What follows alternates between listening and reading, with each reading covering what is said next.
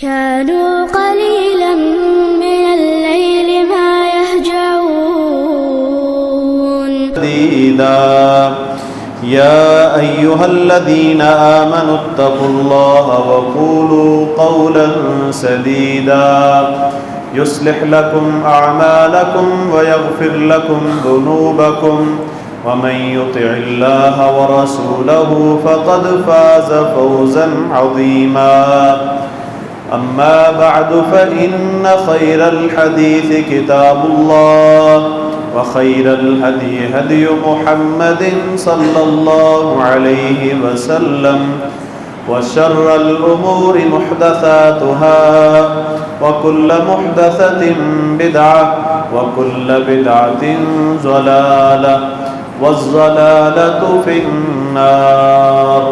أعوذ بالله السميع العليم من الشيطان الرجيم. وعد الله الذين آمنوا منكم وعملوا الصالحات ليستخلفنهم في الأرض وليمكنن لهم دينهم الذي ارتضى لهم وليبدلنهم من بعد خوفهم أمنا يعبدونني لا يشركون بي شيئا. محترم بھائیوں اور عزیز ساتھیوں، پچھلے خطبہ جمعہ میں خلیفہ ثالث امیر المؤمنین حضرت عثمان بن عفان رضی اللہ تعالی عنہ کی شان، فضیلت اور مناقب کے حوالے سے گفتگو ہوئی تھی. آج کے خطبہ جمعہ میں بھی اس موضوع کا باقی ماندہ حصہ اس پر بات ہوگی. حضرت عثمان رضی اللہ تعالی عنہ ایسی شخصیت ہیں کہ اگر ان کو انفرادی طور پر دیکھا جائے تو فرد کی حیثیت سے وہ ایک بہترین شخصیت کے حامل ہیں، اور اگر ان کے کارنامے بحیثیت مجموعی دیکھا جائے ان کو تو اس میں بھی ان کا کردار بڑا نمایاں نظر آتا ہے. امت مسلمہ کی پریشان حالت میں ان کا کردار کیا تھا کہ رسول اللہ صلی اللہ علیہ وسلم جب مدینہ منورہ میں تشریف لائے تو مدینے میں مسلمانوں کے لیے پینے کا پانی صاف میٹھا پانی نہیں تھا. آپ نے واقعہ سنا ہوا ہے، بڑا مشہور واقعہ ہے. تو رسول اللہ صلی اللہ علیہ وسلم نے فرمایا من یحفر بئر رومۃ فلہ الجنہ، کہ جو شخص بئر روما کا کنواں خرید لے گا، اس کو مسلمانوں کے لیے وقف کر دے گا اور پھر اس کے استعمال میں عام مسلمانوں کی طرح رہے گا، فلہ الجنہ، اس کے لیے جنت ہے. تو مسلمانوں کی اجتماعی پریشانی، اجتماعی حالت کے لیے بھی حضرت عثمان رضی اللہ عنہ مسلمانوں کے اندر ایک نمایاں کردار ادا کرنے والے تھے کہ مسلمانوں کی حالتوں، مسلمانوں کی پریشانیوں میں ان کا مداوع کرنے میں رسول اللہ صلی اللہ علیہ وسلم کے ساتھیوں میں بالکل آگے ہوا کرتے تھے. دین کی سربلندی کے لیے بھی جب کبھی اللہ کے نبی صلی اللہ علیہ وسلم کو ضرورت پڑی، حضرت عثمان رضی اللہ عنہ نے اپنا جان، اپنا مال، سب کچھ رسول اللہ صلی اللہ علیہ وسلم کے لیے قربان کر دیا. جیش العسرہ، غزوہ تبوک کا موقع ہوا، اللہ کے رسول صلی اللہ علیہ وسلم نے مسلمانوں میں اعلان کیا کہ لاؤ بھئی اس لشکر کے لیے کچھ نہ کچھ حصہ ڈالو. حضرت عثمان رضی اللہ عنہ آئے 1000 دینار لے کر، جو آج کے حساب سے لاکھوں روپیہ بنتا ہے. اللہ کے نبی کے پاس آئے، آپ کی جھولی میں ڈال دیے۔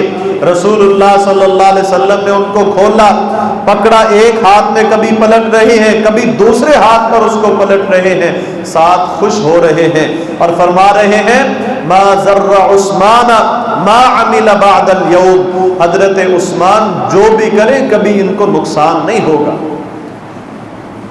پھر رسول اللہ صلی اللہ علیہ وسلم کے پاس اسی موقع پر ایک 940 اونٹ اللہ کے نبی صلی اللہ علیہ وسلم کے پاس جنگ کے لیے لے کر آئے کہ یہ بھی اپنے ساتھیوں میں تقسیم کر دے۔ 60 گھوڑے وہ بھی رسول اللہ صلی اللہ علیہ وسلم کو پیش کیے کہ یہ میرا مال ہے جو مسلمانوں کے لیے آپ کے کہنے پر اللہ کی رضا حاصل کرنے کے لیے میں خرچ کر رہا ہوں۔ یعنی دین اسلام کی سربلندی کے لیے بھی خرچ کرنے میں ہمیشہ آگے آگے رہے۔ اگر مسلمان معاشرے کو تعمیر و ترقی کی اس میں ضرورت کے طور پر اللہ کے نبی صلی اللہ علیہ وسلم نے کبھی کہا تو اس میں بھی حضرت عثمان رضی اللہ عنہ سب سے آگے آگے نظر آتے ہیں۔ مسلمان مسجد نبوی میں نماز پڑھتے ہیں، اسلام پھیلتا جا رہا ہے، لوگ قبول کرتے جا رہے ہیں، فوج در فوج لوگ اسلام میں داخل ہوتے جا رہے ہیں۔ مسجد نبوی تنگی داماں کا شکار ہے۔ اللہ کے نبی صلی اللہ علیہ وسلم نے فرمایا کہ جو شخص فلاں میدان خرید کر مسجد کے لیے وقف کرے گا اللہ اس کو جنت کے اندر اس کے بدلے میں پلاٹ دے گا۔ حضرت عثمان کہتے ہیں میں نے پھر اس کو اتنے دینار میں خرید کر اللہ کے لیے وقف کر دیا، مسجد کے لیے وقف کیا۔ یعنی ہر موقع پر وہ آگے آگے نظر آتے ہیں۔ اسلام کے اندر بڑے بڑے جو کارنامے جو جن لوگوں نے کیے ہیں ان میں حضرت عثمان رضی اللہ عنہ ہے۔ اگر قرآن مجید کی خدمت کو دیکھا جائے تو خلفائے راشدین میں جو کام حضرت عثمان رضی اللہ عنہ نے خدمت قرآن کا کیا ہے وہ بہت ہی نمایاں اور واضح نظر آتا ہے۔ مسلمان مختلف قرأتوں پر پھیلے ہوئے ہیں، 7 قرأتوں پر قرآن مجید نازل ہوا ہے، کوئی کسی قرأت میں پڑھتا ہے، کوئی کسی قرأت میں پڑھتا ہے۔ اجمی لوگ جو مسلمان ہو رہے ہیں ان کے لیے دشوار ہے، نئے مسلمان اس پر طرح طرح کے اعتراضات کر رہے ہیں، تو حضرت عثمان رضی اللہ تعالی عنہ نے خدمت قرآن میں یہ کام کیا کہ سارے مسلمانوں کو ایک نسخے پر جمع کر دیا، ایک خط پر جمع کر دیا، ایک قرأت پر سارے لوگوں کو جمع کر کے سارے علاقوں میں مختلف نسخے اس کے بھیج دیے کہ اس سے کاپی کر کے سارے علاقوں میں پھیلا دو اور اس سے پڑھا۔ خود لوگوں کو اصول بتائے کہ قرآن مجید تمہاری زندگیوں میں عروج لانے والا ہے، تمہاری زندگیوں میں ترقی کا ضامن ہے۔ اگر تم ادھر ادھر بھٹکو گے تو یاد رکھو ترقی نہیں ملے گی۔ دنیا تو شاید تم حاصل کر لو لیکن یاد رکھو دنیا اور آخرت میں اگر کامیاب ہونا چاہتے ہو تو اس کا واحد ذریعہ قرآن مجید ہے اور سنت رسول صلی اللہ علیہ وسلم۔ اور حضرت عثمان رضی اللہ عنہ جب حضرت عمر رضی اللہ عنہ شہید کر دیے گئے، خنجر لگا، تو آخری لمحات میں حضرت عثمان رضی اللہ عنہ ان کے بارے میں جب خلافت کے لیے نامزد کرنا تھا تو حضرت عمر رضی اللہ عنہ نے مجلس شورا 5 بندے منتخب کر دیے، کہا یہ لوگ جس ان میں سے 5 بندوں میں سے ایک بندہ منتخب کر لو، یہ مجلس شورا ہے، اس کو اپنا امیر بنا لو۔ میں حضرت ابو بکر کی طرح ایک بندے کو منتخب نہیں کرتا، اس میں حضرت ابو عبیدہ بن جراح رضی اللہ تعالیٰ عنہ تھے، حضرت عثمان رضی اللہ عنہ تھے، حضرت علی رضی اللہ تعالیٰ عنہ بھی تھے، اور بھی 2 صحابہ کرام تھے۔ کہا جس پر ایک پر یہ لوگ متفق ہو جائیں تو اس کو اپنا خلیفہ بنا لو۔ تو حضرت عثمان رضی اللہ تعالی عنہ پر اتفاق ہوا، اور اتنا اتفاق کہ مسلمانوں کا اجماع اس بات پر ہو گیا کہ حضرت عثمان سے بڑھ کر خلافت کا مستحق اور کوئی شخص نہیں ہے۔ عبداللہ ابن عمر رضی اللہ تعالیٰ عنہ فرمایا کرتے تھے کہ لوگوں ہم نے اپنے آپ میں سے سب سے بہترین شخص کو چنا ہے خلافت کے لیے، اس کے بعد کوئی شخص خلافت کا مستحق نہیں تھا۔ حضرت عثمان رضی اللہ عنہ کو لوگ گالیاں دیتے تھے تو حضرت عبداللہ ابن مسعود نے کہا لا تسبوا عثمان، لوگوں عثمان کو گالی مت دو، کیونکہ ہمارے نزدیک وہ سب سے بہترین شخص تھا، ہمارے پسندیدہ ترین لوگوں میں سے تھا۔ عبداللہ ابن عمر رضی اللہ تعالیٰ عنہ کہا کرتے تھے کہ ہم رسول اللہ صلی اللہ علیہ وسلم کے زمانے میں ہماری ترتیب خلافت کے متعلق مراتب کے لحاظ سے ہماری ترتیب یہ ہوتی تھی، ہم جب صحابہ کرام کے تفاضل کی بات کرتے تھے تو ہم سب سے پہلے کہتے تھے ابو بکر رضی اللہ عنہ ہے، ان کے بعد نمبر عمر ابن خطاب رضی اللہ عنہ کا ہے، ان کے بعد پھر تیسرے نمبر پر مسلمانوں میں فضیلت کے لحاظ سے ہم حضرت عثمان کو کہا کرتے تھے۔ اور جب اللہ کے نبی کو یہ بات پہنچتی تھی کہ صحابہ کرام میں مراتب کے لحاظ سے یہ بات ہوتی ہے، اللہ کے نبی اس کا انکار نہیں کرتے تھے، یعنی آپ بھی یہی بات سمجھتے تھے، کہتے جب یہاں تک ہم آتے اس کے بعد ہم صحابہ کرام میں ایک دوسرے کی فضیلت پر بات نہیں کرتے تھے۔ رسول اللہ صلی اللہ علیہ وسلم کے فرامین میں حضرت عثمان رضی اللہ تعالی عنہ کی خلافت کی واضح نشانیاں اور اشارے موجود ہیں۔ مثال کے طور پر سیدنا ابو موسیٰ اشعری رضی اللہ تعالی عنہ کہتے ہیں ہم ایک دفعہ ایک باغ میں بیٹھے ہوئے تھے، باغ کے دروازے پر دستخط ہوئی، اللہ کے نبی نے فرمایا جاؤ اور جا کر آنے والے شخص کو اجازت دو اور اس کو جنت کی خوشخبری دے دو۔ کہتے ہیں میں گیا، آگے ابو بکر رضی اللہ عنہ تھے، میں نے ان کو جنت کی بشارت دی، آنے کی اجازت دے دی۔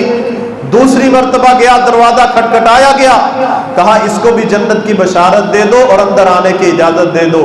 کہتے ہیں میں نے ایسے ہی کیا، پھر تیسری دفعہ ایک اور شخص آیا، کہتے ہیں وہ حضرت عثمان تھے، تو اللہ کے نبی نے فرمایا اس کو بھی اجازت دے دو اور اس کو بھی جنت کی بشارت دے دو، لیکن اس پر کچھ مصیبتیں آئیں گی، پریشانیاں آئیں گی، ابتلائیں آئیں گی، کہا اس کو کہو اس پر صبر کرنا ہے۔ رسول اللہ صلی اللہ علیہ وسلم کی احادیث میں حضرت عثمان کے خلیفہ ثالث ہونے کی واضح علامات اور اشارے نبی صلی اللہ علیہ وسلم نے دیے ہیں۔ اللہ کے نبی صلی اللہ علیہ وسلم کا یہ صحابی جب خلیفہ بنتے ہیں تو مسلمان سارے کے سارے ان کی خلافت پر متحد ہیں، متفق ہیں، حتیٰ کہ امام و اہل سنہ احمد ابن حنبل رحمہ اللہ تعالی فرماتے تھے کہ مسلمانوں کے ہاں اگر کوئی شخص خلافت کا حضرت عثمان سے بڑھ کر مستحق ہوتا تو مسلمان اس کو بناتے، لیکن کوئی شخص حضرت عثمان سے بڑھ کر خلافت کا مستحق نہیں ہے، لہذا مسلمانوں نے اس کو بالکل برحق اور صحیح طریقے پر منہج نبوی پر خلیفہ بنایا ہے۔ رسول اللہ صلی اللہ علیہ وسلم پر قرآن اترا، اللہ نے فرمایا وعد اللہ الذین آمنوا وعملوا الصالحات لَيَسْتَخْلِفَنَّهُمْ فِي الْأَرْضِ، اللہ رب العالمین نے ایمان والوں سے اور جو عمل صالح کرنے والے ہیں ان سے وعدہ کیا ہے لَيَسْتَخْلِفَنَّهُمْ فِي الْأَرْضِ کہ وہ زمین میں ان کو جانشینی عطا کرے گا، خلافت عطا کرے گا، وَلَيُمَكِّنَنَّ لَهُمْ دِينَهُمُ الَّذِي ارْتَضَىٰ لَهُمْ، اور جس دین کو اللہ نے مسلمانوں کے لیے پسند کیا ہے، دین اسلام، اس کو دنیا میں اللہ اقتدار عطا کرے گا، وَلَيُبَدِّلَنَّهُمْ مِن بَعْدِ خَوْفِهِمْ أَمْنًا، اور ان کے خوف کو امن میں اللہ تعالیٰ بدل دے گا، امن کی صورتحال ان کے اندر عام ہو جائے گی۔ یعبدوننی لا یشرکون بی شیئا، وہ لوگ میری عبادت کریں گے، میرے علاوہ کسی کو شریک نہیں ٹھہرائیں گے۔ یعنی اللہ تعالیٰ اس آیت میں خلفائے راشدین کی خلافت کے طرف اشارہ فرما رہے ہیں کہ اللہ تعالیٰ اسلام کے بعد، اسلام کو نبی صلی اللہ علیہ وسلم کے بعد ایسے جانشین رسول اللہ صلی اللہ علیہ وسلم کے پیدا کرے گا کہ جو اس دین کی سربلندی کے لیے ہمیشہ کردار ادا کرتے رہیں گے، اللہ کی حدود کو نافذ کریں گے، قرآن و سنت کا بعینی ہی حقیقی معنوں میں نفاذ کرتے جائیں گے۔ جو اس طرح کریں گے ان کے لیے اجر ہی اجر ہے، ان کے لیے خوشخبریاں ہیں۔ ان کے مستحق حضرت ابو بکر بھی تھے، حضرت عثمان بھی تھے، حضرت عمر بھی تھے، اور جو اس منہج پر چلتا رہا یعنی قرآن و سنت، اور جو اپنے ان بہترین لوگوں کے طریقے پر چلتا ہوا حکمرانی کرے گا، وہ سارے کے سارے اس آیت کے مصداق ہیں۔ حضرت عثمان رضی اللہ تعالی عنہ کی خلافت، اس پر کئی طرح کے اعتراضات بھی ہوئے۔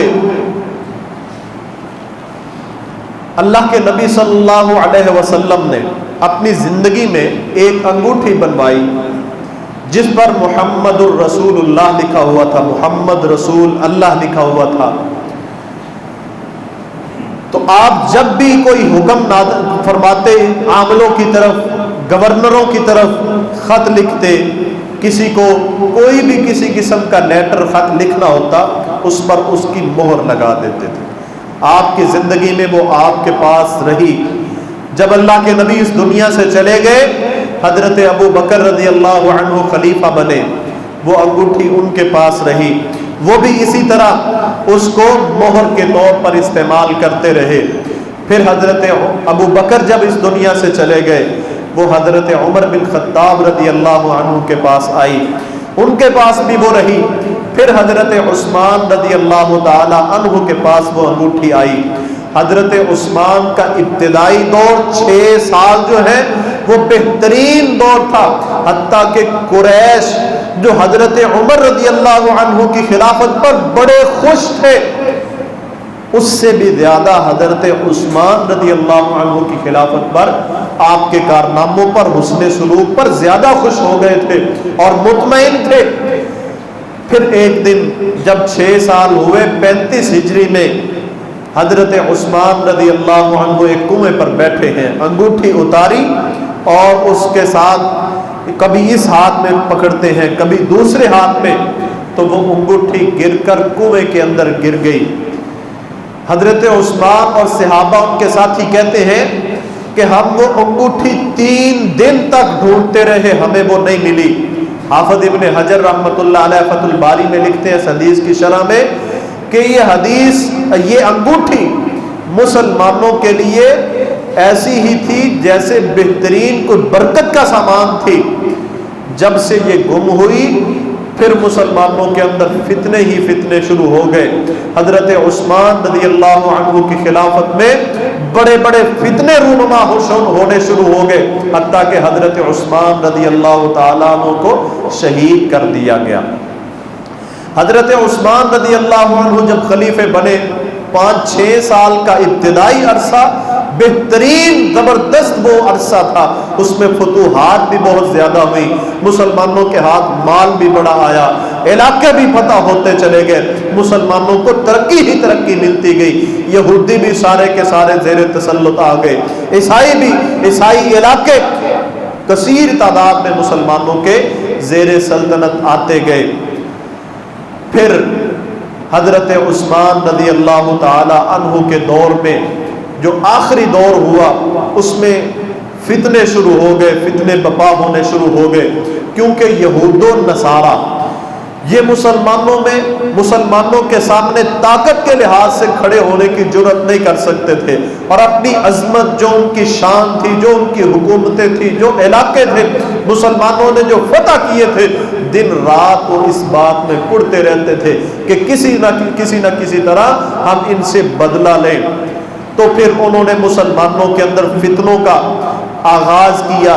ابن سبا، عبداللہ بن سبا یہودی، اس نے اسلام کا لبادہ اوڑھ کر مسلمانوں کو ورگلانا شروع کیا، نئے مسلمانوں کے اندر انتشار اور افتراق، اس کا بیج بونا شروع کر دیا۔ اور جب فتنے شروع ہو گئے تو حضرت عبداللہ ابن عمر رضی اللہ عنہ، ان کے پاس ایک بندہ آیا حضرت عثمان رضی اللہ عنہ کی شہادت کے بعد، اور آپ کی خلافت پر، آپ رضی اللہ تعالیٰ عنہ پر اعتراض کرنا شروع کر دیا۔ حج کا موقع ہوا تو ایک شخص مصر سے غالباً آیا حج کرنے کے لیے. بیت اللہ کے پاس حضرت عبداللہ ابن عمر بیٹھے ہوئے ہیں. کہتا ہے لوگوں کا ایک جگہ پر رش ہے. تو پوچھا کہ یہ کون لوگ ہیں؟ لوگوں نے بتایا کہ یہ قریش کے لوگ جمع ہیں. کہا ان میں شیخ کون ہے، بڑا کون ہے جو ان کے پاس بیٹھا ہوا ہے؟ کہا کہ یہ عبداللہ ابن عمر رضی اللہ عنہ ہیں، رسول اللہ صلی اللہ علیہ وسلم کے صحابی. آ کے بیٹھ گیا. کہتا ہے اے عبداللہ 3 سوال تجھ سے پوچھوں گا حضرت عثمان رضی اللہ عنہ کے بارے میں، کیونکہ حضرت عثمان رضی اللہ عنہ کو شہید کرنے والے جو بلوائی تھے، آپ کے خلاف فتنہ میں جو سب سے آگے تھے، وہ مصر کے لوگ، وہاں سے لوگ آئے تھے، اور بھی علاقوں سے تھے، لیکن زیادہ فتنہ یہ شام اور مصر کے علاقوں میں تھا.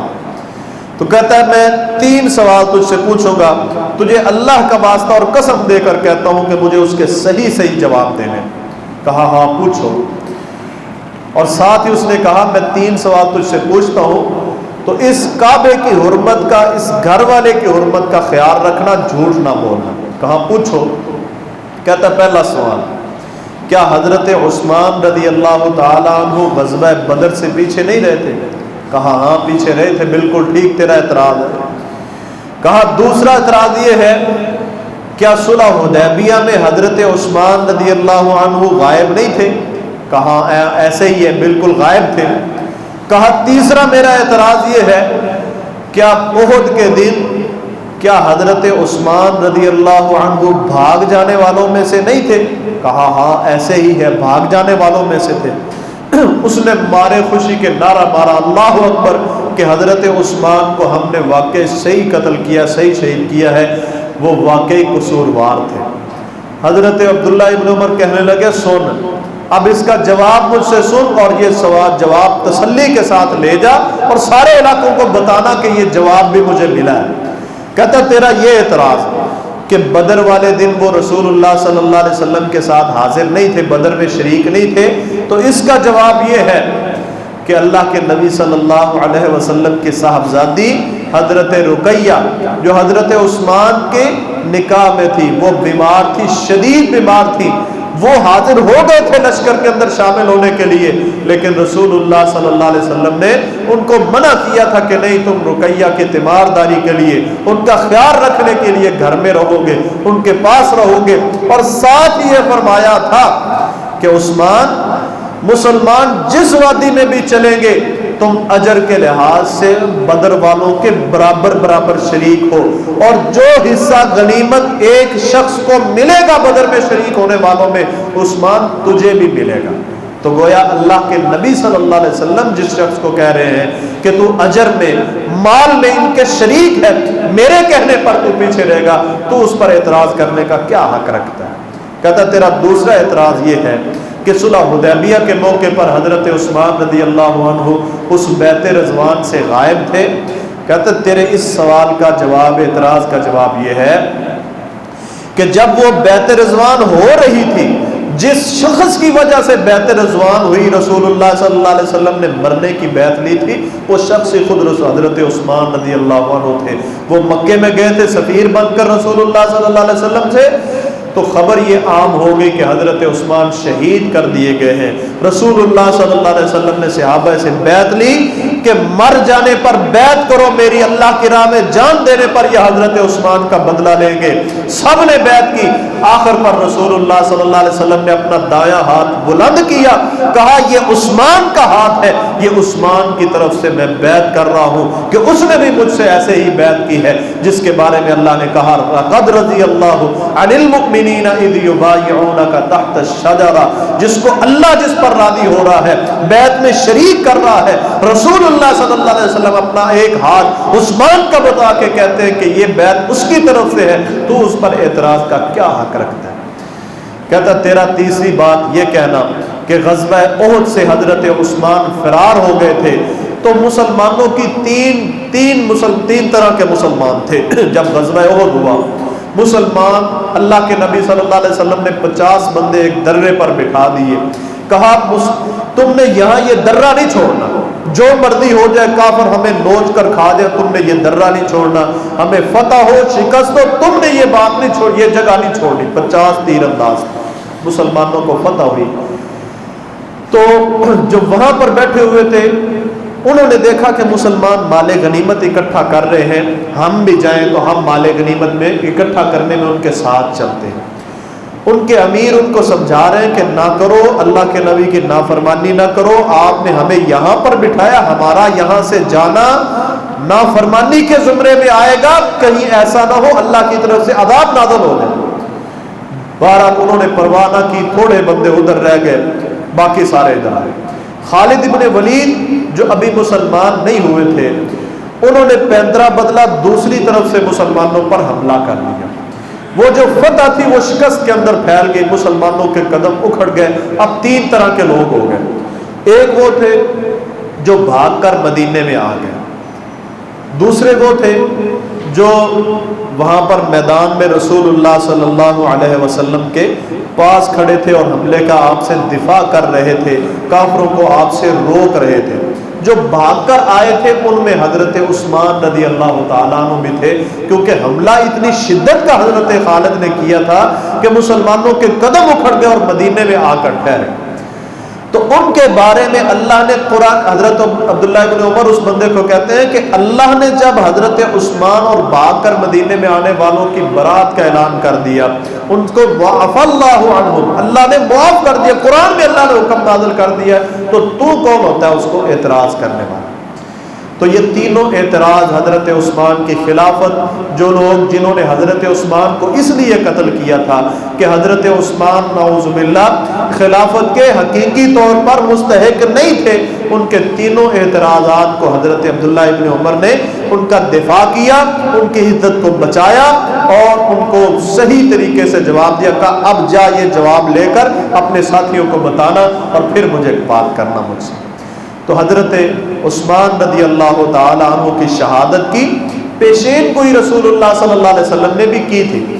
اگر ان کی شہادت کے واقعات کو دیکھا جائے تو میں مفصل بیان تو کر دوں، لیکن یہ سارے تاریخی واقعات ہیں، حدیث کی کتابوں میں اس کی کوئی حقیقت، کوئی صحیح طور پر جو بالکل مستند ہو، ایسا کوئی حدیث کی کتاب میں ہمیں نظر نہیں آتا۔ البتہ اتنی بات ضرور ہے کہ مسلمانوں کے اندر فتنے پیدا کیے گئے، مسلمانوں کے اتحاد کو توڑا گیا، ان کی اجتماعیت کو ختم کیا گیا، مشرک یہود و نصارہ نے اسلام کا لبادہ اوڑھ کر یہ کام سر انجام دیا۔